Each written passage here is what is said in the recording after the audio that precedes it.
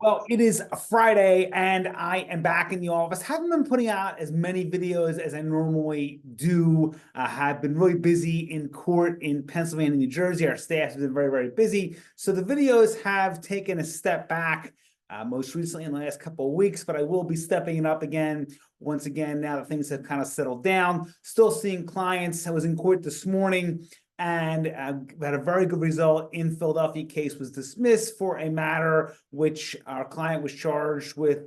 A matter originally it started actually in New Jersey. He had a warrant for his arrest in New Jersey. We took care of that, but when he was in Philadelphia, it generated a charge there as well, but that matter was taken care of. So I'm very confident in that case moving forward that person is going to be in good shape back in New Jersey. With that said, put some blog articles recently regarding some things that were popping in the news, one being on jury instructions. And I put out this article mainly because of what had occurred in President Trump's trial. And again, this video is not to be political. It's simply to break down why jury instructions are important. And I can almost guarantee that when that case is appealed, the issue of jury instructions will be very relevant on that appeal. It's just one of the issues more than likely that will be appealed, that the judge failed to properly instruct the jury, or he failed to consider or give instructions that the defense had specifically asked for with regards to what the jury needed to consider during deliberations.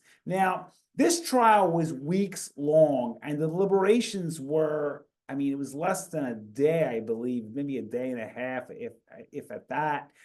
I personally have had trials that have gone a few days, and the juries have been out days, and there wasn't weeks of testimony, thousands of documents like in this case. It was very much a much smaller of a trial, and those juries were out for days. So I find it that one of the things that the defense may point to is that it was a quick verdict, mainly because that the jury was possibly confused and they didn't know what to do, and they felt the need to return return a verdict, and they just did it based on the information that they had. And the defense is going to argue on the appeal that the information they had was simply inadequate based on the charges that were alleged in the case. Now, with jury instructions, there are specific instructions that are given pertaining to the specific crime, and there's also general instructions with regards to reasonable doubt, credibility of witnesses, inconsistent statements, types of evidence, whether it be circumstantial. I was watching something on the news where one of the commentators had mentioned the judge had used the example of it's wet outside,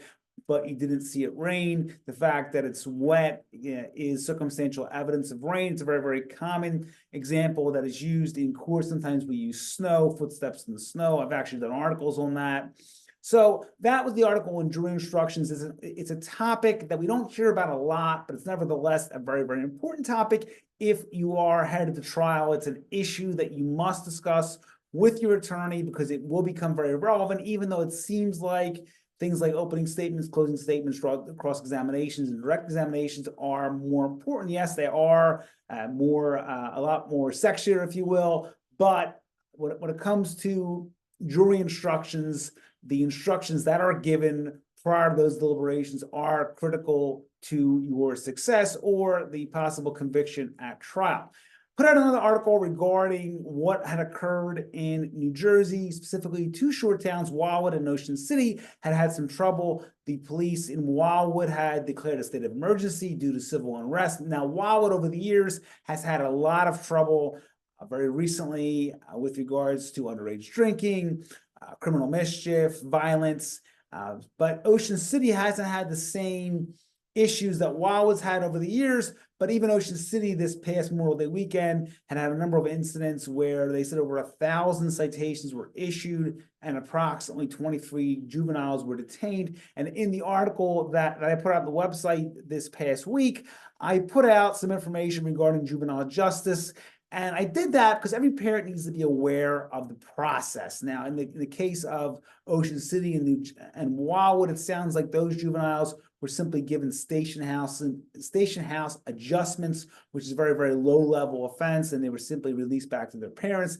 And their cases probably are likely over. Maybe they have some community service or some minor fine or something, but they're not going any further. But unfortunately, juvenile cases do go further. They can be put before a referee, which is kind of an informal hearing, and they can go as far as a superior court hearing before a superior court judge, and that looks more like a trial. And while juveniles aren't found guilty, they're adjudicated delinquent or not delinquent. That is a process that a parent needs to understand because it can have ramifications down the road.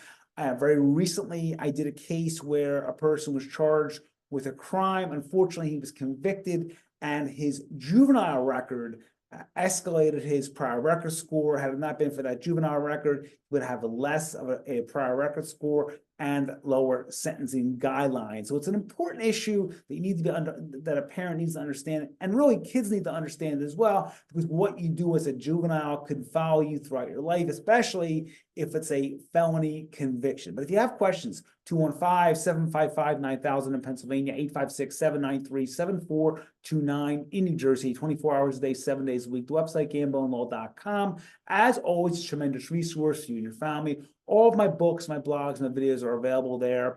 In addition, it is Friday. We came out with a weekly e-update, which had over 4,000 of our current and former clients in Pennsylvania and New Jersey. Some fantastic articles.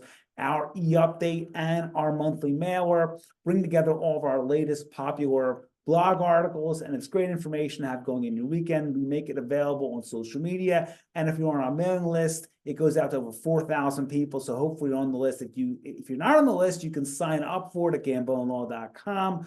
Once you sign up for it, you'll receive each and every Friday our e-update will come to your inbox. Again, fantastic information. It's great to have it, and a lot of articles that really are at the top of the spear in terms of legal issues in the current state in Pennsylvania and New Jersey. So great information to have. Once again, if you have questions, 215-755-9000 in Pennsylvania, 856-793-7429 in New Jersey. It is the weekend. If you are stopped for suspicion of DUI in Pennsylvania or DWI in New Jersey, do not refuse the chemical test and never have a criminal case. If police want to search your car, do not give consent. Remember, warrantless searches are permissible in New Jersey. They're not permissible in Pennsylvania. But if police want to search the car, don't get in their way. Don't put your hands on the officer, but make it clear you're not giving consent. Do so in a polite fashion.